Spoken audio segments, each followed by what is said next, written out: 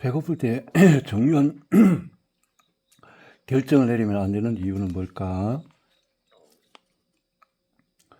많은 부모가 사춘기 자녀의 어마어마한 식사량에 놀라서 혀를 내두른다. 배고픔 호르몬과 포만감 호르몬은 청소년의 행동에 영향을 미친다. 이것은 장가 내의 수많은 연결 중에 하나에서 비롯이 된다. 이것을 장내축이라고 하는데, 풍요의 시대가 가져다준 빈곤에 대해서 현대의 생활 방식은 풍요가 저정점에 달한 현대 사회는 굶주리는 사람은 극소수에 불과하다. 게다가 운동 부족과 과도한 고칼로리 음식 섭취로 과체중에 시달리는 사람도 많다. 과체중, 여기다가 또 병들게 하는 또 설탕이 어떻게 중화하는지 설명하며 설탕 섭취가 우리의 신체 건강에 특히 어떤 문제, 중세 시대 의의 십자군이 아시아에서 유럽으로 달콤한 하얀 금을 가져온 후에 오랫동안 설탕은 대체로 건강에 이롭다고 여겨왔다. 설탕은 중세 시대의 약국에서 약으로 구할 수 있었던 사치품이었다. 1970년대에는 아기를 위한 청량 음료에 데친 엄마를 달래주는 달콤한 과자 광고까지 나왔다. 1970년대 이후에 식료품 성분도 크게 달라져서 영양소는 적게 설탕과 방부제는 많이 들어간 음식들이 우후죽순 쏟아졌고 이는 쉽게 과체중으로 이어졌다. 그러나 현대인은 가려 먹는다. 설탕을 향한 열광은 이제 식었고 당 섭취를 줄이는 것이 우리의 건강에 매우 중요한 일이 되었다. 운동 부족과 음식 과다 섭취 이외에 수면도 달라졌다. 그러나 야간 근무 없이도 밤잠을 설쳐도 힘들 수가 있고 전체 성인의 30%가 수면 장애를 겪는다고 밝혔다. 자, 이런 거 또 하지만 자연광도 우리의 수면에 영향을 미치는 것 같다. 최근 연구 결과를 보면은 겨울보다는 여름에 평균 12분, 봄에는 25분을 더 적게 잔다. 그것은 분명 겨울보다도 봄과 여름에 낮이 거의 4시간이나 더 길기 때문일 것이다. 햇빛은 우리의 생체 시계에 긍정적인 영향을 미친다.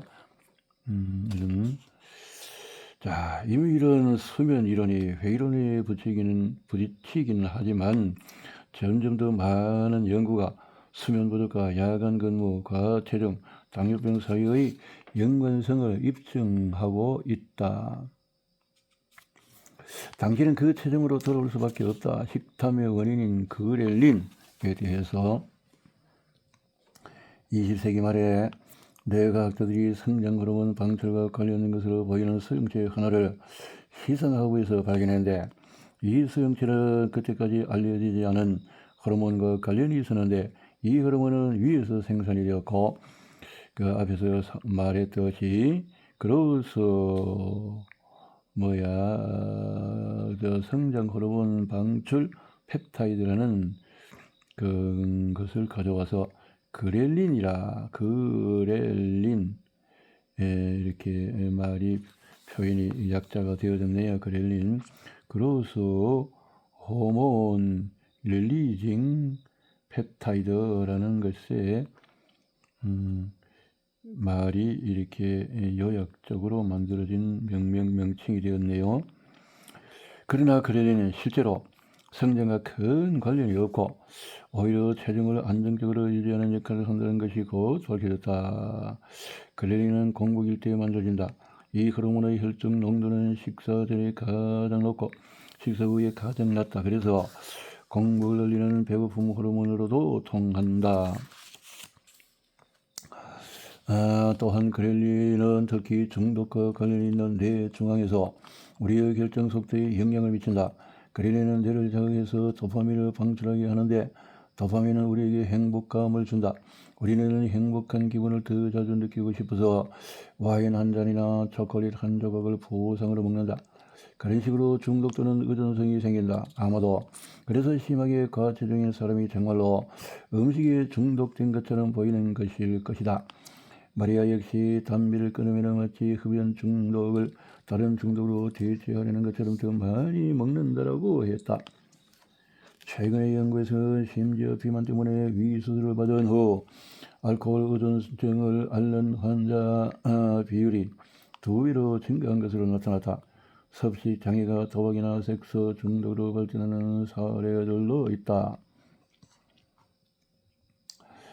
그렐린에서 주목하는 사실아, 음식을 먹게 하는 이 호르몬이 과체중인 사람의 혈액에 유독 많다는 것이다. 과체중인 사람들의 위가 그렐린을 더 많이 생산하기 때문에 그들이 더 많이 먹는 것일까? 아니면 반대로 그들이 이 호르몬에 내성이 생겨서 더 높은 농도가 필요한 것일까? 이것에 답하기는 쉽지가 않다. 신체가 안정적인 체중을 유지하는 데 도움이 되는 농도일 때 시스템이 활성화되는 것은 분명하다. 살찐 상태를 유지하고자 한다면 더 많이 먹어야 한다. 그리고 위는 그렐린을 더 많이 생산해야 마땅하다. 그러나 이것은 동시에 논리적이지 않은 것처럼 느껴지는데 사람들은 일반적으로 너무 뚱뚱해지면 배고픔을 덜 느낀다고 생각하고 그러기를 원하기 때문이다. 우리의 신체는 칼로리 욕구를 높여서 늘어난 체중을 유지하기 위해서 최선을 다하는 것처럼 보인다. 마치 일단 증가한 체중 수준을 그대로 유지하게 하는 조절 장치가 내장된 것 같아. 이것을 세트 포인트 체중, 설정된 체중이라고 부른다. 이것이 다이어트 때에 특히 나타나는 요요 현상을 설명해준다. 요요란 단기간에 살을 많이 뺀 사람이 이전 체중으로 돌아가거나 더 높은 체중으로 도달할 때까지 자동으로 다시 살이 찌는 현상을 말한다. 35세에 벌써 130kg인 마리아가 그 예이다. 심한 과체중으로 위수술을 받은 사람에게도 이런 효과가 나타난다. 어떤 이유로든 그런 수술을 되돌아 놓을 수밖에 없는 경우에 환자의 체중은 즉시 늘어나서 수술한 지 몇 년이 흘렀더라도 수술 전의 수준과 거의 같아진다. 이런 설정된 체중은 우리의 체온을 안정적으로 유지하는 네 깊은 곳의 마법 장소인 시상하부에서 조절이 된다. 평생 37도 내외로 유지되는 체온과 달리 설정된 체중은 세월과 함께 상향 조정되는 것 같다. 장기간에 걸쳐서 전보다 더 많이 먹으면 체중만 느는 것이 아니라 설정값도 높아져서 예전의 체중으로 돌아가기가 더 어려워진다. 그렐린이 유지하는 이 설정된 체중 덕분에 신체는 예전보다도 결코 더 가벼워지지 않으려는 경향이 있다.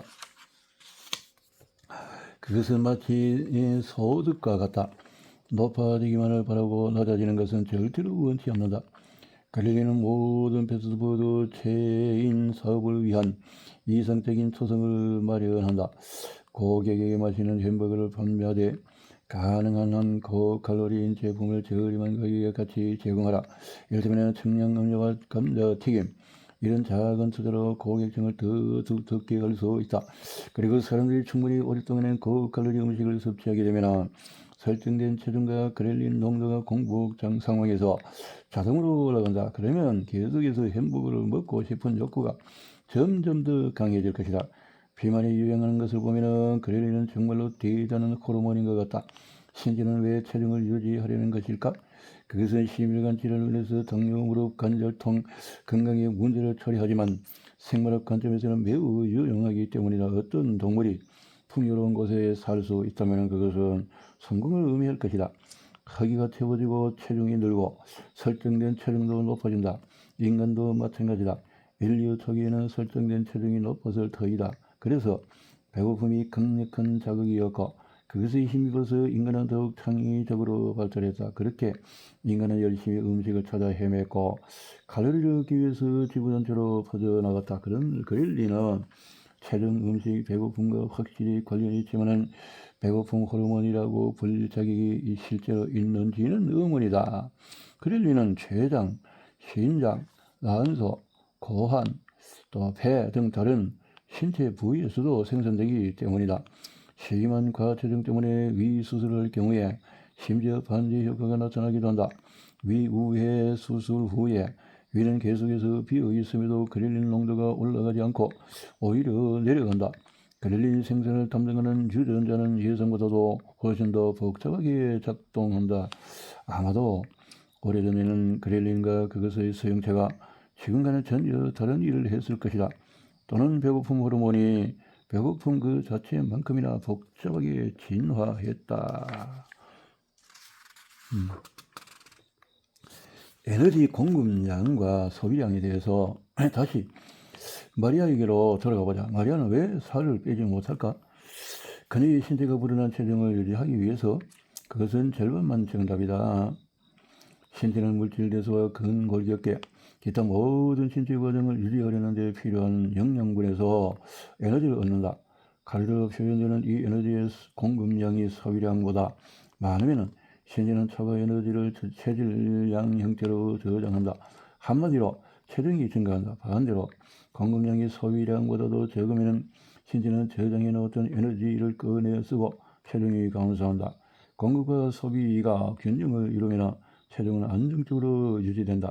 아주 단순한 회계이다. 그러나 뚱뚱한 사람들의 첫 번째 대응책인 적게 먹기 플러스 많이 움직이기가 모든 문제를 해결하는 것은 아니다. 불행히도 그렇게 간단한 문제가 아니다. 체질량이 많은 사람은 그만큼 많은 에너지를 소비한다. 또한 같은 동작을 하더라도 늘어난 체중 때문에 근육은 더 힘들게 일해야 한다. 그러므로 과체중인 사람의 에너지 총 소비량은 정상 체중 사람보다도 높다. 마리아는 평소보다 더 많이 먹어야 앞에서 설명한 설정된 체중에 맞게 뚱뚱해질 뿐만 아니라 뚱뚱함을 유지할 수가 있다. 뚱뚱함을 유지한다고? 그렇다. 과학자들이 입증하듯이 인체는 영혼의 지방 조직을 없애기를 싫어한다. 이것은 원시세포에 관한 우리의 지식과도 일치한다. 그러나 나의 환자 마리아는 또 다른 얘기를 했다. 그녀는 인생의 특정한 시점에서 체중이 늘었고 그때 찐 살이 다시 빠지지 않은 그 임신 이후에 임산부가 더 많이 먹는다는 사실은 그 외에도 임신 후에 호르몬 변화가 일어나서 실제로 살이 많이 찌기도 한다. 이때 장내 미생물의 변화도 아주 중요하다.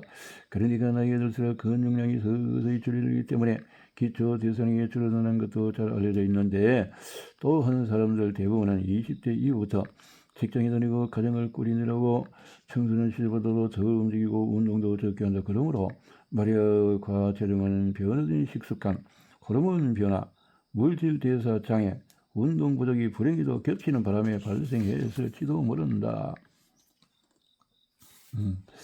과체중을 막는 호르몬 제동기 포만감의 형태는 먹을 것이 넘쳐나는 시절이 거의 없었던 탓에 이렇게 우리는 돼지나 닭을 사육할 때 동물이 만족할 줄 모른다는 사실을 교묘하게 이용한다. 수의사들은 개, 토끼, 고양이의 비만을 점점 더 자주 목격하는데 그리고 오늘날의 인간 역시 여전히 만족할 줄 모르는 동물이다. 우리의 이상은 우리 뇌는 우리가 더 뚱뚱해지지 않게 막아주는 중요한 브레이크 구실을 한다. 우리는 지방을 지나치게 저장해서 뚱뚱해지는 것과 먹어서 즐거워지는 것을 스스로도 의식하지 못하는 사이에 끊임없이 비교한다. 그러나 신체에는 이미 과체중을 어느 정도 막는 호르몬 제동기가 내장되어 있다. 과체중 방지에 관여하는 호르몬 시스템은 두 가지가 있는데 하나는 빠르게 작동하여서 즉각적인 포만감을 제공하고 다른 하나는 더 손들지만 그 대신에 더 강력하게 포만감 효과를 낸다. 베를린이 맨 처음에 신체를 자극해서 소화관으로 음식을 채우지만 소화관이 가득 찼을 때 신체의 그 사실을 알려나 호르몬은 소장의 맨 끝에서 생산된다. 이 호르몬은 펩타이드 YY336 또는 줄여서 PYY라는 재미없는 이름을 얻었다. 음식물의 소화관의 멀미 끝부분에 도달하자마자 이 호르몬은 소장의 마지막 몇십 센티미터에서 혈액으로 방출되어 다양한 방식으로 소화를 돕고 동시에 식욕을 감소시킨다. 이 호르몬이 충분해라고 신호를 보내면 즉시 식욕이 떨어진다. 그러나 다소 늦게 식사 후에 포만감을 주는 강력한 호르몬 두 가지가 더 있는데 인슐린과 렙틴이다.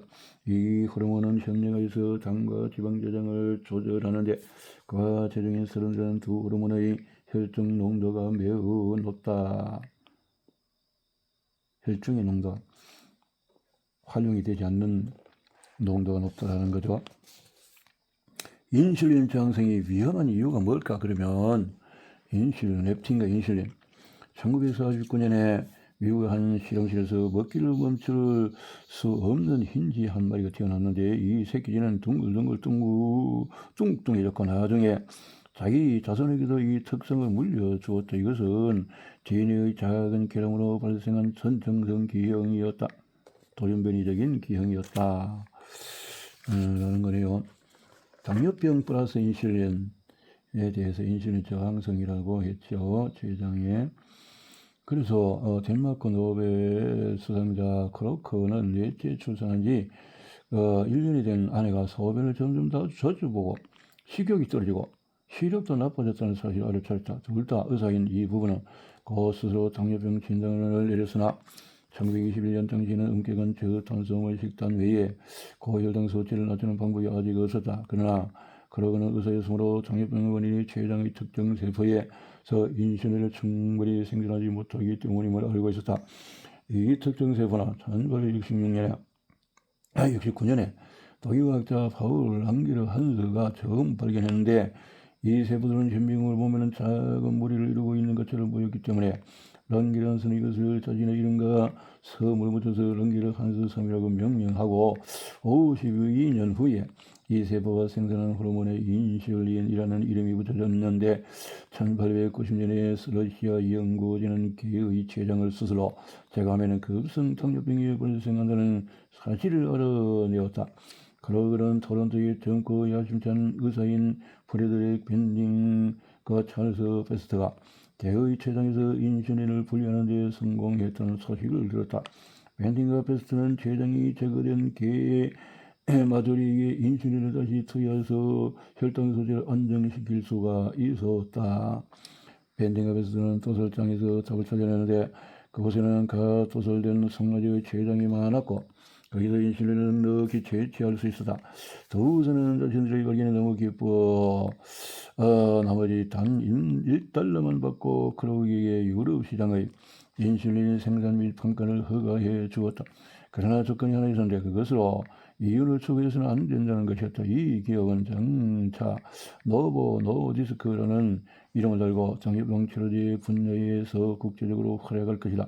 이 발견은 네덜란드에서도 큰 관심을 끌었다. 자, 인체에서도 지방세포가 렙틴을 생산하고 계속해서 너무 많이 먹으면 점점 뚱뚱해지는 것은 무엇보다도 물질 대사가 만족할 줄 모르기 때문이다 라는 거죠. 인슐린은 저주이면서 동시에 축복이다. 이런 문제. 고칼로리 음식은 왜 하필 맛있게 느껴질까? 너무 맛있잖아. 맛있다 이렇게 비만. 기발한 내가 복잡한 식습관을 만든다. 기발한 내가 한계층이 아니고 경고를 신호는 똑같이 전기를 작동하는 일종의 슈퍼컴퓨터에서 나온다. 그것이 바로 뇌라는 거죠. 세로토닌은 우리 뇌에서 중요 물질이지만 그것은 90%가 소장에서 생산되고 그것에 사는 미생물에 의해서 조절되는 것 같다. 세로토닌이 정확히 어떻게 뇌에 작용하는지는 아직 밝혀지지 않았는데 그러나 장내 미생물이 과체중 발생에 중요한 역할을 하고 또 식욕뿐만 아니라 기분 변화에도 영향을 미친다는 것이 입증이 되어졌다. 위절제 수술이 도움이 되는 사람들도 있다라는 거죠. 그래서 위에 있는 이런 호르몬들이 절제가 됨으로써 이런 수술은 로마 제국에서 자주 수행되었던 것과 같다. 히포크라테스가 이미 수백 년 전에 이런 수술이 죽음으로 끝날 수 있음을 알았으므로 실제로 배를 열었을 가능성이 없어 보인다. 그 당시에는 그렇다는 것이요. 비만 수술은 서구사에서 지난 20년 동안 엄청나게 중요해졌고 비만의 심각한 과체중을 막기 위해서 전 세계적으로 가장 많이 시행되는 위우해술 또는 위축소술이라고 불리는 수술은 간단한 원리에 기초하는데 이런 수술을 받으면 장이 위의 시작 부분과 연결되어 음식물을 삼키면 즉시 장으로 들어서 거기서 소화된다. 말하자면 위에서 3시간 동안 머물러 배고픔을 연장하는 일이 없고 이렇게 하면 한 입 먹었을 때 허기가 사라진다. 그 대신에 환자들은 평생 하루에 여러 차례 소량의 식사를 해야 한다. 마리아 역시 이 수술을 받았고 결과는 좋았다. 야금야금 살찌는 일이 이제 없고 병적 비만의 최후 수단인 위축소술은 추가로 단맛 감각도 둔화시킨다. 위축 수술이 그런 도움이 되는군요. 수술이 매우 안전하고 1시간 이내에 끝날 수 있더라도 과체중이 심하고 이런 수술을 받고자 하는 사람이 현재 너무 많아서 전 세계 모든 외과 의사가 앞으로 평생 이 수술만 해도 이 사람들을 모두 수술하는 것은 불가능할 것이다. 어쩌면 비만 팬데믹으로 인간 종이 둘로 나뉘어서 미래는 실제로 건강하고 장수한 인간을 호모 사피엔스 프로리우스라고 부르고 과체중 인간을 호모 사피엔스 오베지타테라고 부를지도 모른다.